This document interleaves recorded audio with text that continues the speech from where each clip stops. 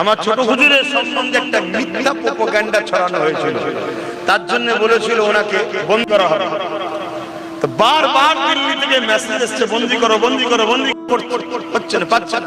কেন? যে সামনে যায় যে সামনে যায় তারই মাথা হ্যাট হয়ে যায়। লাস্টে পুরো ফোর্স ওখান থেকে এসেছে যে কে রে বাবা কি এমন ভিআইপি ব্যাপার, লাস্টে পুরো ঘিরে ফেলেছে। যখন ছোট হুজুরের কাছে খবর গেছে, ছোট দাদাজান হুজুর বলছে বাবারা চলো বাইরে যেতে হবে। আর আমার দাদি জানতে বলছে কই কি আছে খাইয়ে দাও, কতদিন এখন জেলের হাওয়া খেতে হয় কে জানে, চলো খেয়ে নিয়ে।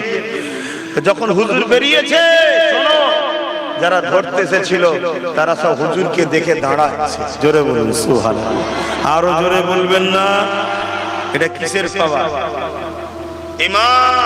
ইমানের পাওয়ার। তখন তারাই বলছে যে আমাদের ভুল মেসেজ গেছে, আমরা একটা আপনাকে লেটার দিয়ে দিচ্ছি, কোনো জায়গায় অসুবিধা হবে না, এটা দেখালেই হবে। ছোট হুজুর বলেছিলেন শোনো বাবা, আমাকে আমার আল্লাহ একটা লিখিত দিয়েছে, আমি নূর নবীর উম্মত, এটাই আমার সবচেয়ে বড় লিটার। জোরে বলুন সুবহানাল্লাহ, আমার কিছু লাগবে না।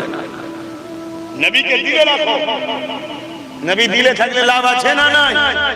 হ্যাঁ, নবীর জীবনী পড়ো।